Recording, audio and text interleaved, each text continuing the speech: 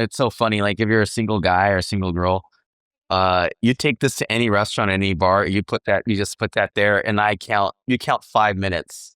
And within 5 minutes, somebody's coming to you to ask you all these questions. It's the ultimate icebreaker. It's the ultimate peacocking. I can't think of anything else. From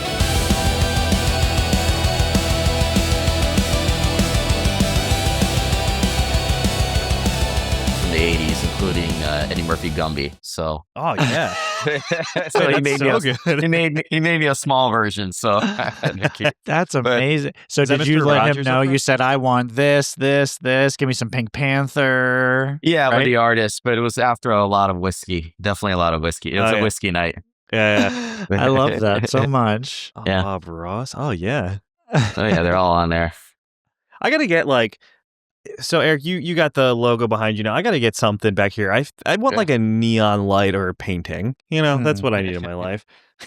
I just need a better setup. I think I'm going to rearrange my room. This has been shabby for a while. I think it's about time that I just I've got a bed right here. Like this is our spare bedroom. So it's definitely not a podcasting space as much as it is a spare bedroom. You know what? Any space is a podcasting space. Yeah. If you put your mind to it. Napoleon, welcome. Thank you for joining us, man. Appreciate having you on. Super glad we could connect and talk about the WOWCube. Yeah. Been exciting. So, So kind of walk us through, I guess, from the beginning, what is the WOWCube? So about 5 years ago, I went to this thing called Makers Fair in San Diego, and I saw this kid and his dad at a booth, and they had this digital Rubik's Cube looking thing, and I was like, it fascinated me. The kid was only 14 at the time, and they moved here from Russia because in Russia, you don't own your own ideas. And so they literally moved here so the father could help him reinvent the Rubik's Cube. So when I met them back then, I came on board and we got Spin Master that owns Rubik's Cube to get on board and allow us to call ours the Rubik's WOWCube. So basically, it's a digital iteration of the Rubik's Cube. And here's the packaging that'll come in. It'll be out for Christmas. And to me, I think it's probably the coolest Christmas toy known to man. But it's got 24 screens. So each one's a screen. So it can play all kinds of games. Mine tells my stock scores. It has my pictures. It tells my text messages on it. And, and then you can even put, my favorite thing is Ninja Turtles. Okay. And I actually produced the last 2 Ninja Turtles. And so I can even put any characters I want on it. That's cool. Yeah. Love that. Yeah. So it comes with the studio through your phone, and you can instantly put up all your favorite pictures within 2 minutes and put it on your cube. Okay. So this could be like a nice, I'm at the office, and instead of just a picture frame, here's my WOWCube, and I put up maybe in one square the time, maybe something on my calendar. Can it do anything like that? Yeah. So let me see if I have that on here. I was down those 3 different games. You shake it to reload your pictures, and then let's see. And you do a little side tap. Yeah. See, right there. Oh, look at that. So the weather is right there. The weather. My Tesla stock went down big time today. Not happy about that. So sometimes it's not good, Right. So each cube itself or each screen is customizable. Is that correct? Wow. Absolutely. It's got 24 screens. It's got 8 batteries. It's got 8 batteries, 8 CPUs. It has a gyroscope. And each 8 speakers. So let's just say if you want to try to overdo something, this is how you overdo something.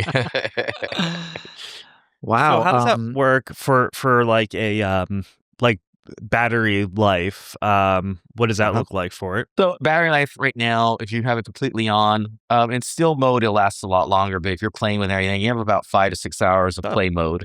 But we're constantly trying to increase that. And then you just put it back on its power station. So when you put it on its base, you can just let it sit on the base and it becomes your wake up clock. I have mine I put to an aquarium. So it's my aquarium on the side, and I can feed the fish to get bigger and all that kind of stuff. Okay. Yeah. Wow. So it's pretty wacky. I mean, Rubik's Cube has been around The 50th anniversary is last year. So I've always said it's like Doc Brown. If he went to the past, grabbed a Rubik's Cube from the 80s and went to the future, told them, make me a modern day one, and then brought it to us. This is it. That's awesome. I've seen some reviews, like some early reviews of people playing these things, and what I think what I recognize is Cut the Rope, and that game that I see that's on the top of the box that you have right there, something like the pipes, and that's what I imagine being so fun for something like that, where I can, it's like a 2D game that I've been playing in many iterations in my life, but now I'm able to make it's 3D now, which kind of messes my brain up, Yeah, I mean, the play you get with all these different screens, and then we have some manga games that are choose your own adventure, go from black and white to color. We have games like with an Avenger game where when you match up the side of the Hulk, he'll come animated and start roaring. So it really allows you to go next level with a Rubik's Cube. So was it hard to get like to kind of get that Rubik's branding behind it, or was that like an easy sell? I mean, yeah, you're looking at 5 years in the process. So, the first couple of years was all the money we put in R&D to get this thing done. And because all the moving parts in this. So there's been it's just a lot of millions of dollars been poured into this. And then we went to go visit with Rubik's and with Spin Master. And they were phenomenal. I mean, at first they're so supportive. They got the direction it was going, whole new markets for them. So we're an independent company, but we work tandem with Spin Master. So we'll be at Comic-Con New York with them, and they've been very helpful. Yeah, I see too. Like the pre-orders have been selling quick, right? Like Yeah, so we haven't officially. We've had some that we were getting out there for beta testing, okay. But the full launch will begin probably. I think it's the first week of November, I want to say, and we're looking around $200, between $200 and $300 is what we're looking at. Okay. Granted, because it's just the technology involved in this, and then we're constantly building games and bringing on new developers. But what I like to tell people is this is our newest version that we're having. We're gonna have others. So it's kind of like with Tesla, this is a Roadster. And then you'll see a Model Y and a Model 3 down the road that are maybe more affordable or do different things. But to me, this is the one you want to get because you see what Roadsters are going for nowadays. You're going to want to collect this one. Get in on the ground floor. Yeah, you're going to want one of the first digital Rubik's Cubes. And so did you say this Christmas they'll be available? Yeah, so the whole objective for this year was to be the coolest Christmas gift under the tree. Actually, all of our marketing, everything that we're targeting, and our messaging at Comic-Con New York is all about being literally the coolest under the Christmas tree. Rubik's Cube was Christmas Toy of the Year twice in a row, and it's the second most selling toy next to Barbie. So we're really happy you want to get your dad something, you want to get your kids something, this is what you do. Yeah, I could see that. Well, and like, you remember the old Sears like Christmas like wish book? Like, I could imagine if that was still around, like that being, like the vocal like front and center. Yeah. Now my kids just go on Amazon and then they make a I don't wish know. List, I don't know if they know that they shared this with us back in the day, but they have a running they have iPads and they have a shared note. They write things in there. It's like my daughter wrote 100 million Robux and then what's the Prime drinks? Like this flavor of Prime drink. Oh yeah. Like all this crazy, like not crazy, but it's just like I was like I go, oh my heart, like that's so sweet that you write those things in there. And then she put little Santas next to them, the little Santa emojis. I love it. But maybe I was watching some videos earlier, and they said, "What are you watching?" And I said, "Oh, you're gonna have to put it on your wish list for them to get you. I might have to. Yeah, I might have to. Yes. But it's been fun. I mean, the cool thing about it too is like it's so funny. Like if you're a single guy or a single girl, you take this to any restaurant, any bar, you just put that there, and you count 5 minutes. And within 5 minutes, somebody's coming to you to ask you all these questions. It's the ultimate icebreaker. It's the ultimate peacocking. I can't think of anything else. Put it on the table. I was at this restaurant the other day and I had like 10 people around me. Like, what the hell is that thing? Right. That's a fantastic idea. Great. That's a great investment. $200, forget your Bumbles. You're $9.99. This is what's gonna do it. well, too, because it's so like right now how you have it set up, the color is so appealing that like it just like is drawing my attention to it. I'm trying to look at you, but I'm looking at your cube. Yeah. There's nothing else. There's nothing else like that. It's just it's Greg. That's rude. Never look people directly. My eyes cube. are up here. Never. Right. Yeah, I couldn't look at my cube. So, I have to ask because I see all that technology. Like, how durable is it? If you smacked it off, would it shatter or? So no, it's pretty durable, that Gorilla Glass. But yeah, obviously, just like with a phone, you probably can still break it. But what we've provided is these little bumpers. So we actually even have little bumpers for it that you can buy, and we have a cool case that you can put it in. We're even making these cool squared cases for girls that are really fun, because a lot of us guys, I have my girlfriend carry my cube because so she has a little purse and it's right in there. So it's kind of funny, like, because otherwise, where am I putting it? I don't have a pocket for it. Yeah, right. No, I've seen videos recently. Well, okay, I won't say it's videos recently, but it's been an advertisement for. It's kind of like the man satchel that comes across like here, and what was it? It was, I think the advertisement was going like, "You wouldn't put your balls in a microwave, would you? No, you wouldn't. So why do you keep your phone in your pocket?" And I was like, "Well, I mean, you're not really." Hey, the man satchel though is pretty popular. I mean, I feel like I do see that a lot now. I don't. I mean, like, or sure. like it's like the fanny pack. It's also crypto guys. It's usually the crypto guys, and they got crypto bros and the crypto bros. Yeah, they always wear. You can see them a mile away. I'm about utility. I just don't see myself rocking one. I don't do enough stuff. I don't leave my house very much anyway. So, but I also don't have like enough stuff to put in there. But if you get a WOWCube. If you get a WOWCube, you could put a WOWCube in there. That is, if you get a WOWCube, then you're gonna get a girlfriend, then she's gonna get the purse for it, and then you don't need to. Yeah, so right. Your whole life is just it solves itself, But step one is WOWCube. Okay? Yeah, step one's WOWCube. So, have you, with like your initial kind of like research and marketing, noticed is it like super popular with like a certain like age group, or is everyone kind of like it's all over the board?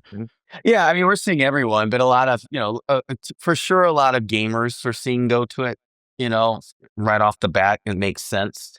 But we're seeing a lot of people that love nostalgia and kids just because of all the features that it can do. So it's pretty broad scope, but I think there's a lot of nostalgia in it and in the price point. So you're getting a lot of adults buying it. So you're getting adults to buy toys again, which is kind of neat.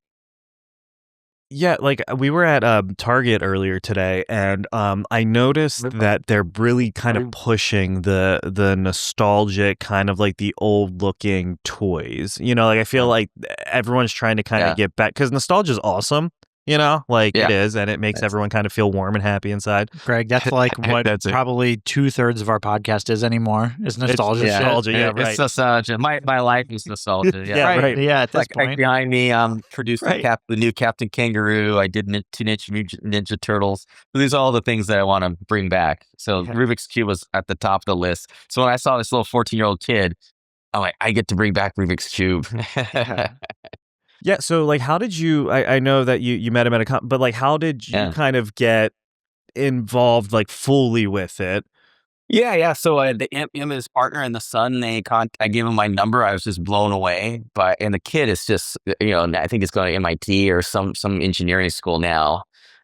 He's in his early 20s, or I actually think he's 19 or 20, and he's quite a stud. I mean, he invented this with his father. Right. And now he's kind of separated from the company doing his thing. He said he'll come back when he graduates from college, but they reached out to me, and I was just so excited about it. I said, I'll do whatever it takes to help you guys, and, just kind of join the bandwagon. And it's been a great, we're probably on our 3rd, 4th year now, and it's been a great ride.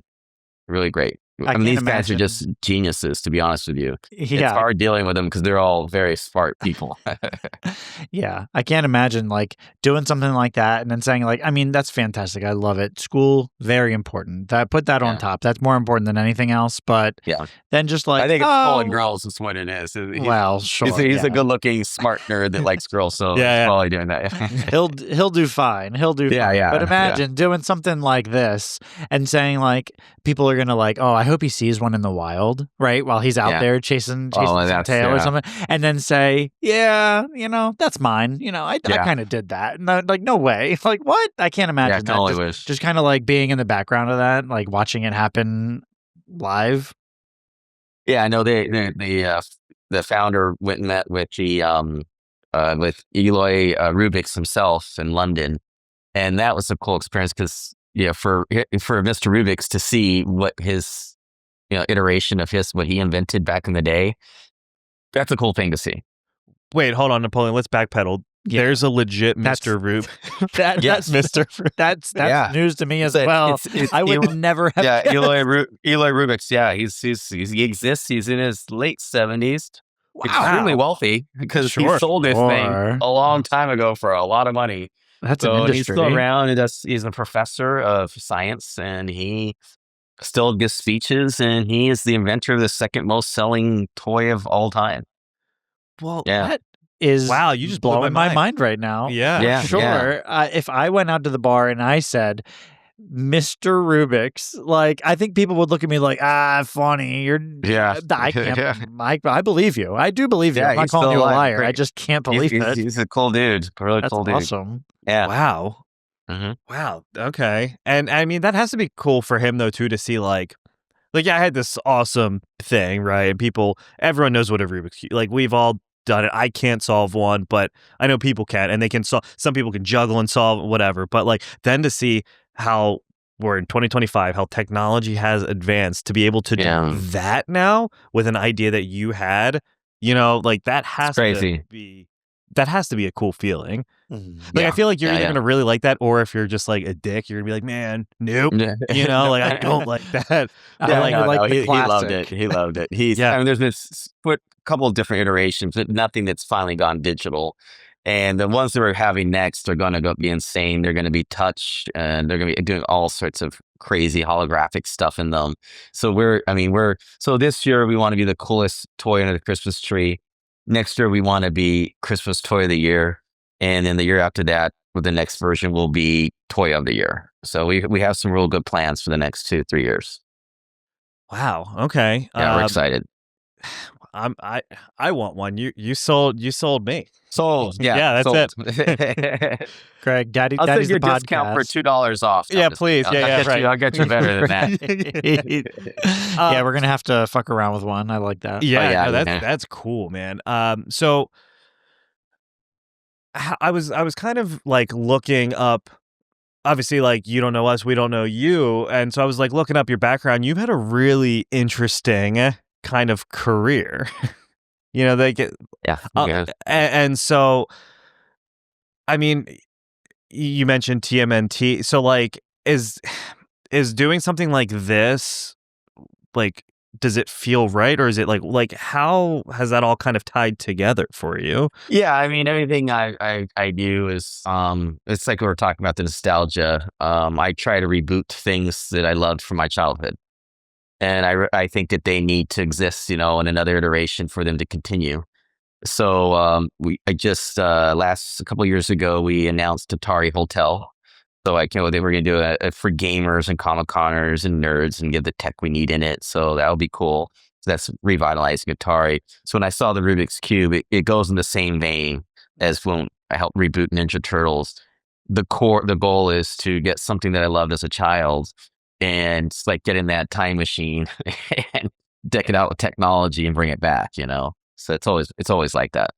So you are a fan of kind of doing the nostalgic, like bringing new ideas to those kind of older things. I know some people are like, no, it has to be like, this is how it was in the 80s. Don't touch it. But you do believe that, and Eric and I are kind of in the same mindset, like, moving forward and kind of keeping those same things that made it great. Yeah, you have to. Yeah, right. How many kids are going to play with the old Rubik's Cube, and then how many kids are going to watch the old Rubber Suits Ninja Turtles? And then how many kids are going to watch Captain Kangaroo like that? They're not gonna, Right. It's just not. So you got to change it for younger audiences, but then they're going to watch the old stuff too. But you have to. You got to draw. You got to grab them in with something, and that's something. You gotta. I mean, our change of pace and our attention and everything is so much different than it was back then. You have to change it. So what was it like doing like TMNT? I mean, you did the two, what was it, 2014? The only ones that count, the ones with Megan Fox in it. So yeah, right. So the only ones, I don't know. Are there other ones? I didn't know there was. I think there were just the two. Yeah. I think that's what they showed too, so, but yeah, that was awesome. That was, it was a child dream, and I got to meet the creator, and he wasn't doing anything. And then he put me through the steps where I would want to say like 4 to 5 months, me going Northampton, Massachusetts. I finally stayed out there for a month. And I actually went through all my money that I had and all the credit cards and everything to try to convince him. And then he gave me a special edition, first edition. And I thought that he's giving it to me to say, hey, I'm not giving you turtles, but you can go sell this and maybe get $15,000, $20,000. I really thought that's why he gave it to me. And on the 4th page, it said, you got to read this one. This one's different than the other ones. So when I got on the plane, like the 3rd, 4th page, it said, let's make a movie.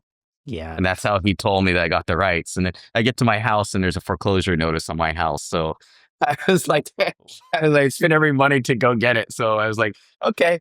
Yeah. The old bittersweet. It's like, thank you. Thank you. Yeah. My house now. There's right. Yeah. At least it was worth it. Jeez. Yeah. Yeah, it was.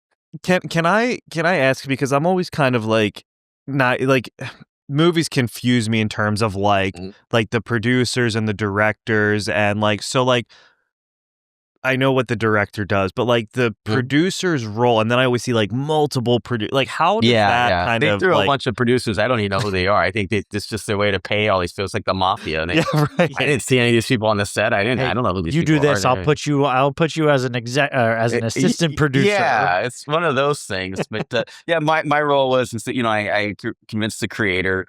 And then I got the capital to buy the rights. And then I had to go to all the studios, and all the studios, 2 of the studios, I'm going to say Lionsgate because they're the biggest jerks. They laughed at me. Like, dude, rubber suits, we're not going to. I'm like, it's not rubber suits, man. And so nobody wanted to do it. And it wasn't until I made the Empire State Building green. I did all these Comic-Cons. It was nuts. And then it was until we ran into Megan Fox at Comic-Con, and we told her about our situation. And we're down on our luck, just thinking this isn't going to happen. And then she made a call to Michael Bay, and then all of a sudden Paramount called us. And then she goes on Jay Leno saying, I want to be April O'Neil, the Ninja Turtle shirt. And then the whole thing just like within a few weeks, if you will, it's happening. Yeah. And it just blew me away. Didn't those movies make a shit ton of money too? I mean, I feel like they did were really well. Yeah, the first one was #1 for I think 12 weeks. It did like 100 million its opening weekend. And it was funny because it got a Rotten Tomatoes score of 22, and everybody was making fun of us. But I'm like, I just think there's so many Ninja Turtle fans that are going to bring their kids. I just don't think that it's a ride of a movie. It's not supposed to be a Martin Scorsese here. Right. So it's just a fun, campy movie, and that's why it did well. I said the same exact thing about the Minecraft movie. Like, I didn't see it when it went in theaters, but my kids did, and they said they enjoyed it. It hit HBO. I watched it. I loved that movie. I've got to stop listening. It's a fun ride. It is, right. I got to stop listening to the reviews, like the critic reviews. It's just good movies, especially if it's an IP that you enjoy. Just watch it. Just go enjoy it for what it is. Exactly. Yeah, right. Like Napoleon, it's not Oppenheimer, right? Like I know what I'm getting, Like I love, and I know this movie did so bad. That's My Boy with Andy Samberg and Adam Sandler. I think that movie's 4 times. I mean, so at least funny. more than that. Yeah. Anytime I have somebody hasn't seen it, I'm like, oh, I'm putting this on for you. That, and then I put on Neighbors. Yes. And then I put on Harold and Kumar. Yes. And right. then, that's That's the third time Neighbors has come up for me in like 3 days. Swear to God. It's because I think, to be honest with you, those 2 movies are probably the best movies ever made. No, I love it. I love it so much. Well, so did you get to spend time with Michael Bay at all? Very little, but my first time meeting him in the room was because I was so used to me being kind of a lone ranger on this, and so when I came in, I go, we were thinking the Ninja Turtles being more like 300, and he goes, and who are you? I go, Napoleon. And he goes, yeah, you're the executive producer, so I need you to just shut the F up. Like, oh, okay. Oh. And then after I call my attorney, he goes, yeah, shut the F up. He's doing a movie. You shut the F up. I'm shutting the F up. Yeah. I'm just going to. And then after that, I just sat in that producer chair and just celebrated it on that set. I didn't. Okay. He was too busy focusing on the explosions. He said, "I've got some lens." He said, "I've got some lens flare." Right. What can I blow up? Yeah. I mean, he's one hell of a cool dude. Yeah. But it's like, it was very clear, he is very much, that's his set, and it's going to be the way he wants to, and that's how he makes great movies. Yeah, you don't bring him on and then say, I think you should do it this way. He's definitely got his own thing already going on. And I feel like that is super common with all of these big directors. Shut up on my set. This is my baby. Don't screw it up. I mean, he wasn't directing it, but do you remember when Christian Bale was like someone they were like lights Terminator. on his set? Terminator. He lost his mind. Yeah, he chewed that. And you see that stuff on the set all the time, because you got to understand these hours to do. Like for us, we start shooting around 9 or 10 at night till 4 in the morning. Wow. Because it's mostly all at night, all the scenes. And we're on the middle. It's so cool because you're in the middle of New York. And the middle of New York, shut down whole city blocks. But you can get pretty, testy at a certain time in the middle of the night. It's 3 in the morning and somebody's screwing it up and you have to redo a shot. So yeah, I can see where that happens all the time. Mm-hmm. Well, and so how did that work with, so did the voice actors also do the motion how does that work for? No, there's actually 3 actors per. So you had main actors, the voice, and there were actually actors that you see in movies today. The one guy, Donatello is Reacher, on that TV show Reacher. Okay, yeah, big Reacher, big muscular. Yeah, the big guy. Tony Shalhoub was the turtle. I mean, not the turtle, was the Splinter. Oh, so okay. Yeah, I love that. You had some good actors in that. Okay. And then you had these mocap type actors. And then you had the martial artists. They were doing the flips and the tricks and all that kind of stuff. So each turtle has about 3 different people actually being them. It's kind of interesting. So can I ask, because we've been, what were we watching? We've been watching Twisted Metal, which I think is fantastic. Yeah. But I've seen that. Sweet Tooth is played by one person and voiced by another. And so if I'm doing the motion capture, am I also speaking the lines and then it just is then getting I'm going into the studio, I'm doing the voice acting, going in, recording it, and then so essentially those lines are getting spoken twice? Yeah, I think it depends. So the turtles, they had these halos on them with all these multiple cameras facing their face. So when they're doing all their movements and everything, it's capturing all their movements of their face. And it was done by Jim Henson Works. And so that way, that actor, each of these, the Tony Shalhoub of the world, the actors, they get their mannerisms. So each character actually had the mannerisms of that actor. So that's kind of a little different scenario. Some they go into the voice room, but these actors actually got in some of the mocap suits for them to capture their faces. Okay, all right. So that's interesting. I've been I got a shout out. Not that I know this guy, Andy Serkis for Gollum for Lord of the Rings, and actually me and a friend were just looking up. There's a new Lord of the Rings movie coming out, The Hunt for Gollum, and I heard about that. I should have looked up. He's got to come back because I think Ian McKellen and the guy that played Aragorn are coming back for it. There's a bunch of people, but from what I know, Andy Serkis is the king of motion capture. Yeah. I've heard about that. Yeah. He's as far as anytime I think of motion capture, I think of Andy Serkis. So that's got to be something like Turtles, that. 62% of the budget was special effects. Wow. I mean, it sounds like a Michael Bay movie. It does. That's what I heard. Yeah. Wasn't I might be wrong. Johnny Knoxville, wasn't he? Didn't he voice? Yeah, so John Knoxville was one of the characters. Yep.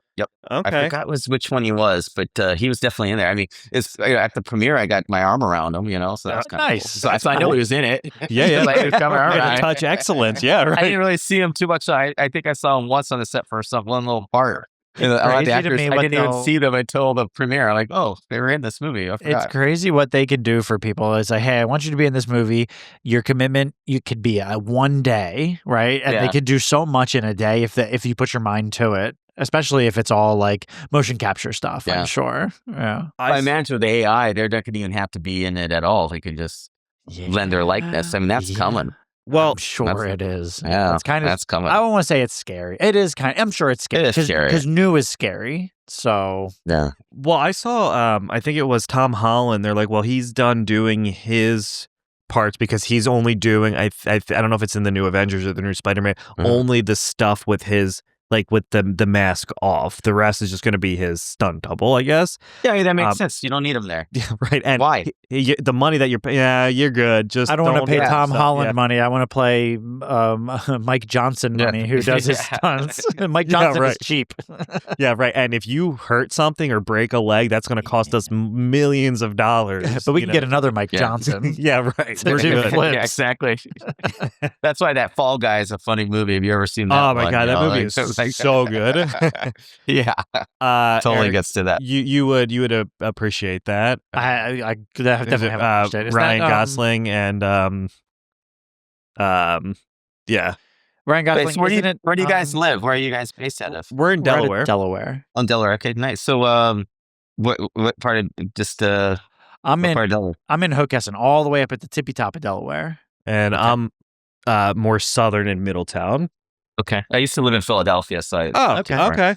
Yeah, I'm about an hour from Philly. Yeah, we can get to Philly pretty quick. Napoleon, where are you right now? in Phoenix. Oh, okay. Phoenix, yeah, where it's also known at this time of the year on the sun. I mean, I saw it's 110 today. Good and this is actually Lord. feeling, this is 110 and it's going to be September. And we feel like, oh, this is not bad.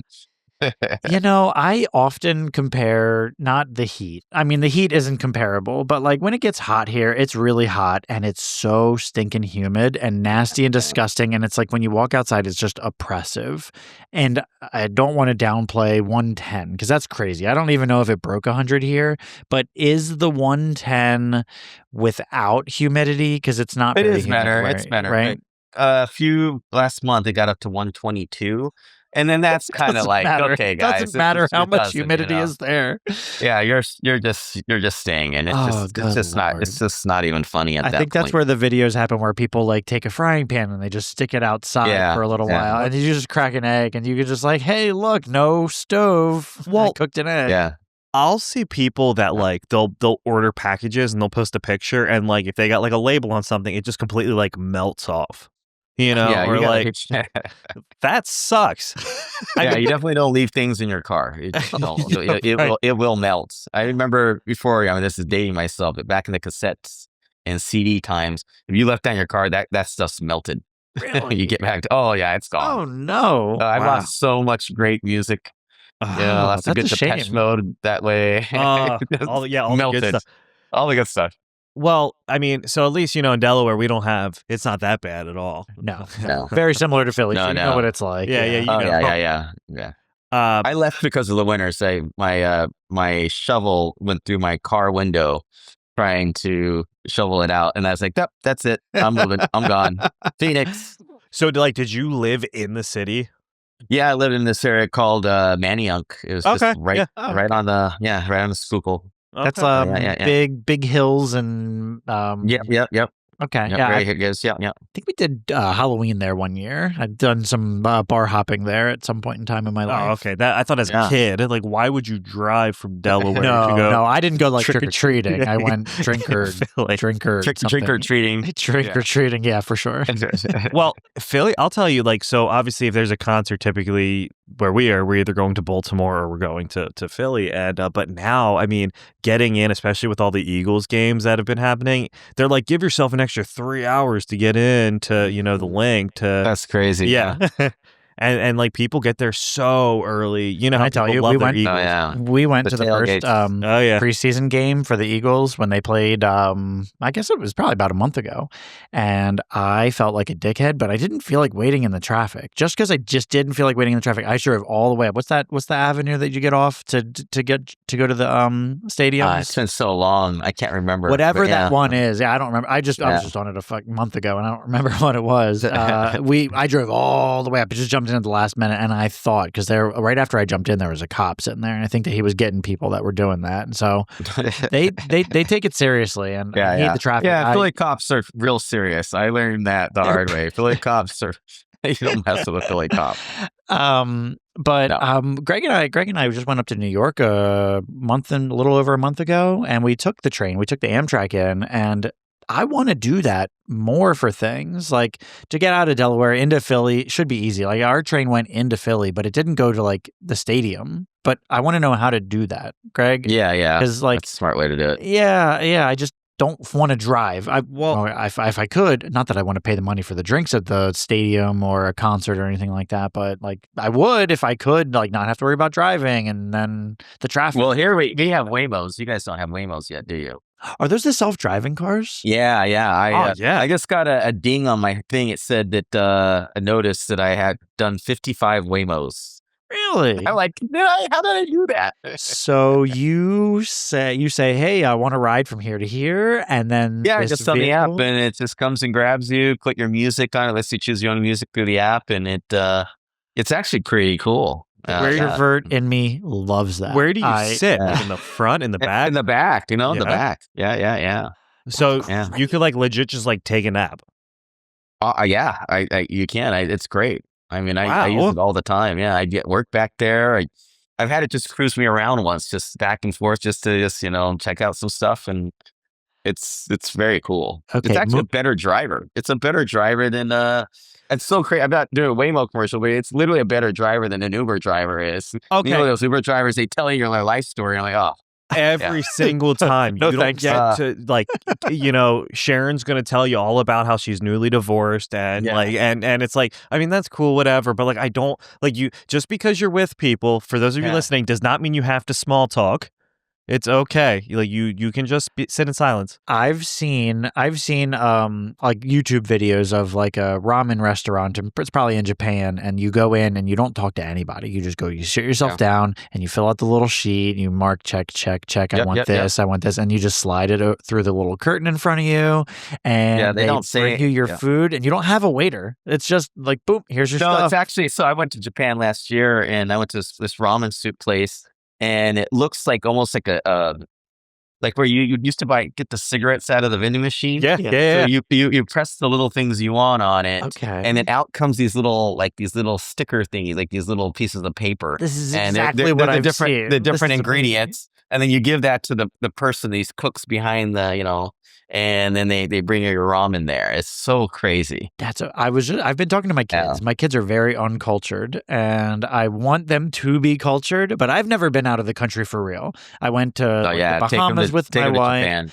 That's what I want, and I'm kind of worried. And I told them, and I think something clicked in there. We went on a cruise in February, and we all had to get our passports redone. I went to like the Bahamas one time, or with my wife, or like our honeymoon forever ago, and then they were born, and then our passports expired, and we got new ones for this cruise, and we didn't really use it. We went to like the Disney Islands. It's a Disney cruise that we went on. I did that when I was I did that at 16. That was and fun, Jesus, let me just rant about that for a minute. And then it was like with family, and it was such a good time. And I feel a little like screwed over because we started at such a nice thing, right? Like these Disney cruises are supposed to be like creme de la creme of the cruise world, I suppose. I guess I don't have the experience.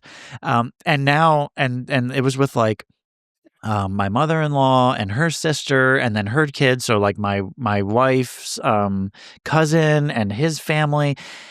And they have this Facebook group going, and they said, "Oh, well, we're going to do another one." And now they're already planning it. And I'm like, "Oh God, this is so much money." So like, I'm cool with it because it was a good time. But then at the same time, I was having this discussion with my kids. I was like, "Hey guys, you have these passports. We can literally like pick up and go to Japan tomorrow. They're like, there's nothing stopping us from just going to another country as long as we plan it out, not right?" That expensive. Our dollar's strong there. They don't charge you tax there. Okay. You just show them your passport and they don't charge you tax. Really? I got a big duffel bag to bring back all this. I just bought a store. I don't even buy a lot of stuff, but their stuff is so cool. It's our brands. Yeah. Like our brands, but made better. So like you go to the Levi's and it's our brands, but it's Japanese denim, and it's just thicker and darker. And then you go to Converse and I like, Chuck T's, and they're made with different material and different stitching. So like I just loaded up, and it's not it's not more expensive. Like, they're spending probably more on that Disney cruise because Yeah, Disney no gouges idea. you. I mean, going to Disneyland right now, I know I have my cousin and friends. They're like, they have their kids there. They said, we spent $7,000 in 4 or 5 days. I go, no, you can't have done that. How's that possible? And they told me, like, oh my God, you should have gone to Japan. It's so gross. That's so like makes no sense. Eric and our boss went to Disney World I think they went for 5 days, 20 grand for 4 of them. Like, and that's just ridiculous. Crazy to me. I'd rather crazy. Let me buy a little rental home somewhere. But or to go and experience a different culture, versus I like Disney World. I do. Like, I think it's awesome. But I did want to go to Disney Japan. It was there. We almost went. So and apparently it's really, really good. Napoleon, you just gave me a fantastic idea. Let me convince my family to go to Disney in Japan, and then we all get what we want. I think that's the idea. Yeah. That's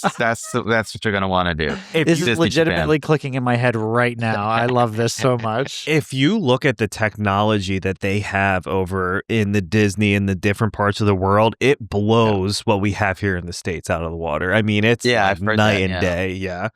But I do have to, speaking of family, we're talking about Disney World. I want to kind of circle back to the WOWCube real fast. That's great, yeah. So how does, like, if I want to, like, say I have one and my son is 2, but hypothetically he has one too, like, if we wanted to play together, is there a way like that? Yeah, absolutely. There's a couple of games that are designed for you to play against each other, and then Rubik's challenges, who beats out the other. So there's definitely quite a few games that do that because it has Bluetooth. So it allows you to connect from one to the other. And then we're going to do some games where you can trade your fish and feed each other's fish and all that. And so there's a lot of cool games like that too. So Bluetooth, and then what? It also like hooks to Wi-Fi? Is that how? No, so Bluetooth, and then it syncs to your phone. So we're already in the Apple Store and the Android Store. And so you just go in there and you're able to add and buy games and trade games and, change all your settings on it. It's really cool. So how hard is it to get, like, I'm sure there's like licensing rights that have to be obtained to get right? And so is that a pain in the A to, Yeah, I mean, it can be, but I mean, there's a system behind these licensing people are pretty sophisticated. So, there's all kinds of programs. It's nice there's Spin Master also because they have such a huge catalog. So they've been starting to help us get different licensing. Like, I'm obsessed with getting Stranger Things licensing right now. So we're trying to get that done. But there's different groups. And when they see this device, they're like, of course. And so everybody's been really helpful getting games on it. It's been great. So like when you install the game onto the actual cube itself, so what's like the storage look like on one of the devices? Yeah, I mean, you have enough games. So think about it. Each cube basically have enough power of memory to hold a game per. Yeah. So when you like this, so each one's a different game. Okay. And there's mass 20. There's 24. You said. Side or like little screens. So you can technically, just add 24 games to it. Yeah. That's okay. Awesome. Yeah. That's more than enough. Yeah, right. No one. I don't have 24 games on my Xbox. So no. Well, yeah, you really think about it, like most people are playing probably 3 or 4 maybe at a time. You can only play one at a time anyway. Right. So So yeah, it gives you plenty to choose from. So yeah, you about 24 games you can add on to it, and then it's really easy. They stores all your games on your app, so it's just really easy to switch out games on it. Do you have a favorite game? I mean, the traditional Rubik's Cube, and like I said, I use the app that shows my emails and my stock quotes and all that. And then I do like the one where I can put my own images on there because it's just kind of cool. And then we have different map ones that you can do right here. So let's see, it's this one right here. So this one's kind of cool. It's choosing a different place in the world, and then when you align it, it talks to you about what it is. Tell you all about that city or whatever. So this is a very good education. There's a lot of cool educational games on there. So we're doing a lot of educational games. We're doing something with Stanford right now. We just gave a large donation to them, and they're going to be testing it for different impaired types of stuff. So it's going to be pretty cool. Okay. Well, yeah, I feel like that's a huge selling point to parents, right? Because it's like, all right, like most kids are sitting in front of a tablet watching YouTube, and they're watching not like the good, smart stuff on YouTube. It's like the brain rot, brain rot. Yeah, this for sure. makes you engage, and it's better on your eyes. They're saying. So we decided with Stanford we're going to do all kinds of tests to really, instead of just kind of saying what we think it is, that we can actually say it is. So that's going to be a great partnership. Yeah, I feel like getting their backing is huge. I mean, like that's as good as it gets, Yeah, that'll be fun. So how are people going to be able to order one of these? Like if I want one, which I do. Yeah, so you go to Rubik's WOWCube.com and or WOWCube.com, and you'll be able to pre-orders will start going in about a month. You can already go up right now and get yourself on the list. And it reserves you a spot in line, because we will sell out. We've done a predetermined amount, and we've made a commitment to get so many out for Christmas. That was our goal this year. So people can already get themselves on the list to make sure that they'll have one under the Christmas tree. Do you ever see it going to like Amazon and inside like your Best Buys, or is it kind of strictly doing it kind of, your own? No, and we will. And we did some test runs with Apple. So we were in some Apple. We did 100 Apple stores and we sold out there. We did a Costco thing. So what we decided to do is we are doing direct to consumer on this one, mainly to keep the price down. I mean, the technology in this was so insane. It took more years because I kept saying we're not going to launch a $500 cube, guys. Like it's just not going to happen. Right. So really, a lot of the years was being ingenuitive to get that price down. Yeah, unless and then all of a sudden Trump with a tariff, we're like, oh no. But yeah, so the next version that will be probably a more to consumer retail. But we really want to do this one was direct. That way we can control the messaging, keep the costs down. And there's an educational process. When you put something on if you've ever heard of something, you just put it at Target or Walmart. You do that when your product already is well known. Mm-hmm. And then people go, oh, I'll just go pick one up here. But we're so new, and we're like, well, what the heck is that? And then it's $200. Yeah, that thing's not going to get off that shelf. So we're working directly and, do all the social media and all that kind of stuff. And then the next version, when everybody knows what it is and it's just a part of our lexicon, then you'll see it in Walmart and Target and stuff. Yeah, I mean, I feel like it's like how the, I don't know, like the MetaQuest or Oculus is kind of where it's like, hey, virtual reality. And it's like, yeah, but like, I need to actually see it and like read about it and play with it before I spend, I mean, a good bit of money on it, but $300 also isn't. I mean, you think about now, like an Xbox is $600. You know what I mean? Yeah. And there's really not a whole lot of educational value to that. But I would much rather spend $300 on something that's going to keep a child engaged and actively, kind of like that tactile, therapeutic, engaging activity over here's a $400 tablet. Have fun on YouTube.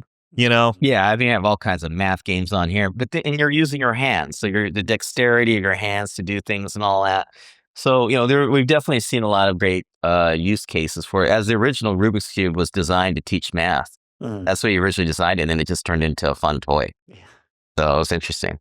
So I do have to ask before we go. So is there a can you make this into like a Rubik's Cube if I wanted to I know a Rubik's Cube has how many like sides? So what? Oh, we have, which I don't think I have it on here. So, we have this on the 4 sides, but we have a version where you can basically, swipe up and down for that other row. So we do have it where you'll be able to do the traditional legit. Okay. Yeah. Okay. We do have that. Yeah. So say for out of the box, there's a 4x4 Rubik's puzzle. Mm-hmm. Yeah. Okay. So you can still, it's sad is that even with it being 4x4, I still have a hard time. I still have to like reset it because I'm like, I don't know how to do that. Yeah, I would too. I saw people like I said earlier doing like hey, we got one early, and they would do it, and they said, let's see how fast we could do it. 17 seconds. I could do better than that. Like 17. I couldn't do it if you gave me 17 minutes. I'm certain I couldn't do it. I mean, back when I was a kid, I took the stickers off. That's what I was going to say. You would just peel the stickers because you can't do that with this one, unfortunately. Is there a cheat code? Up, down, left, right? Yeah, can I take it apart and read? All you do is shake it. it and reset it. That's do a all I spin do. move like this, and then look, guys, I solved it really fast. Yeah, I might tell the developers to do a cheat one for me to like if I do like 2 twisties halfway. Yeah, look, I can do this behind my back. Yeah. Oh, dude, Yeah, that that's would a be good a one. nice little Easter compared egg. to me. Yeah, there you go. I like that one. I like that one. Do that. Yeah, that'll be fun. Awesome. No, I Tony. really appreciate you guys letting me Yeah, on. thank It's you. fun. Yeah, this is yeah, awesome. good This is discussion. a Appreciate really you it looks coming on. really cool. So I like we wish you nothing but the best with it. And you know, for everyone watching, make sure to get your WOWCube. I'm gonna send you guys some swag. I'm gonna send you some of these shirts. So Hey, I'll right make on. sure that I'm gonna ask them to get your addresses, Okay. both of you, and we're gonna send you some shirts. Wait, so what size are you guys? Is what size do you like? You tell me the size. I want to make sure you get it. All right. No, Right. I don't know if I Yeah, want we'll to sit make on sure here. we'll rock it. Just text it. Just text Oh, it. yeah, I'll put it in the chat. I don't want to. Right. Awesome. Thank you so much, Napoleon. Nice meeting you, man. Absolutely, guys. We appreciate it. Thank you.